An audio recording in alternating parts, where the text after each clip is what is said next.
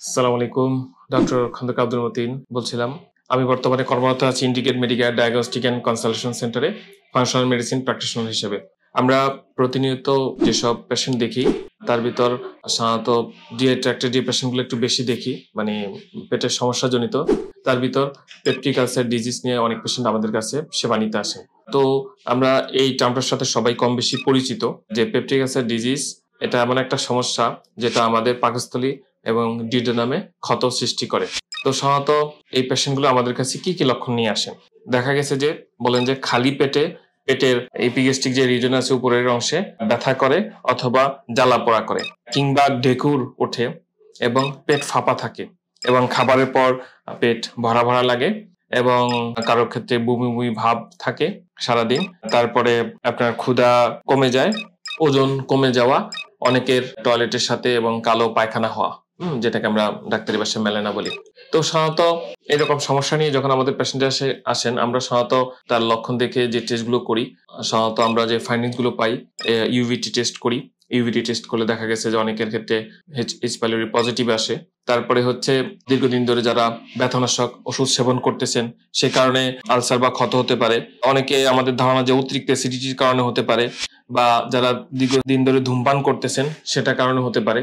অনেক সময় মানসিক চাপ আমাদের যে কর্টিসল হরমোন বাড়িয়ে দিয়ে আমাদের নেতিবাচক প্রভাব ফেলতে পারে গাটের উপর।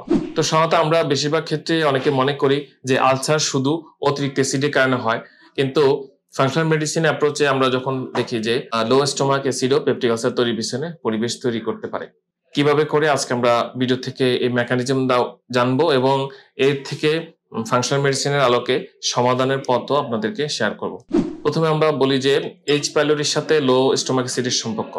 আমরা জানি যে এইচ পাইলোরি একটা গ্রাম নেগেটিভ ব্যাকটেরিয়া যেটা আমাদের স্টোমাক লাইনিং এ বাস করে।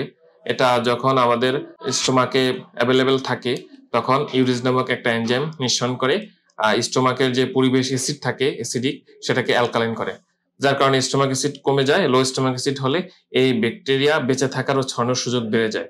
তো 2 নম্বর কাজ হচ্ছে এই স্টোমাক অ্যাসিড যখন কমে যায় তখন খাবার হজম না হয়ে পেটে দীর্ঘ সময় পড়ে থাকে, যার কারণে আমরা জানি যে এটার ব্যাকটেরিয়ার ফার্মেন্টেশন তৈরি করে টক্সিন তৈরি হয়।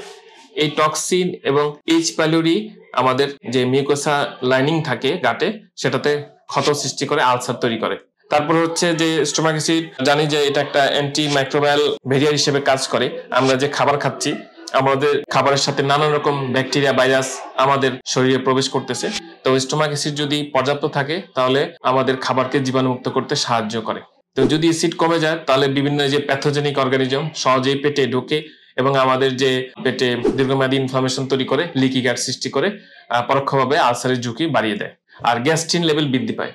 অ্যাসিড কম থাকলে কি হয়, এটা রেসপন্সে আমাদের যে গ্যাস্ট্রিন হরমোন বেশি তৈরি হয় যাতে অ্যাসিড আবার বেড়ে যায়। কিন্তু দীর্ঘদিন ধরে এই গ্যাস্ট্রিক হরমোন বাড়ার কারণে ওই সেলগুলো হাইপারপ্লাসিয়া হয়, অতিরিক্ত পরিমাণ গ্যাস্ট্রিন প্রোডাকশন করে, গ্যাস্ট্রিক ভারসাম্য নষ্ট করে। তো সাধারণত লো স্টোমাক অ্যাসিড যাদের আছে তাদেরকে আমরা অ্যাডভাইস করি যে প্রতি সকালবেলা খালি পেটে 250 ml পানিতে, 1 গ্লাস পানিতে 4/1 চা চামচ বেকিং সোডা মিশিয়ে উনি যদি সেবন করেন, তার খাওয়ার 3 থেকে 5 মিনিটের ভিতরে যদি ওনার ঢেকুর ওঠে তাহলে তার স্টোমাক অ্যাসিড পর্যাপ্ত আছে। আর যদি ঢেকুর না ওঠে তাহলে স্টোমাক অ্যাসিড কম থাকার সম্ভাবনা বেশি। সাধারণত এটাই 85% ক্ষেত্রে অ্যাকুরেট।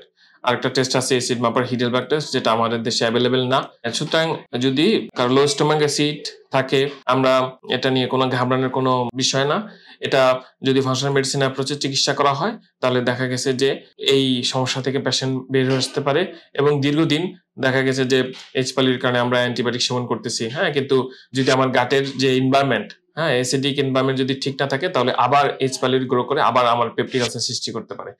তো সেজন্য আমরা পেশেন্টকে প্রথমে তার আমরা খাবার লাইফস্টাইল এগুলো চেঞ্জ করতে বলি।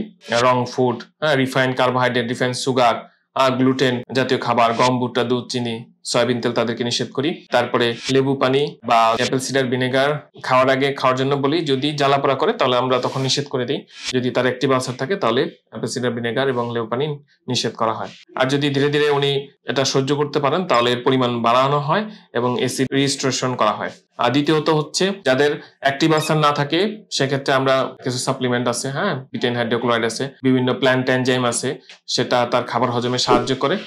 আর যদি স্টোমাক অ্যাসিড পর্যাপ্ত থাকে তাহলে দেখা গেছে যে আমাদের বাইল অ্যাসিড লিভার বাইল এবং গলব্লাডার বাইল ঠিক মতো আমাদের খাবার হজমে সাহায্য করবে, প্যানক্রিয়াস থেকে এনজাইম নিঃসরণ হবে এবং এতে করে আমাদের খাবারটা ঠিক মতো হজম হবে এবং এই সমস্যা থেকে আমরা বের আসতে পারবো।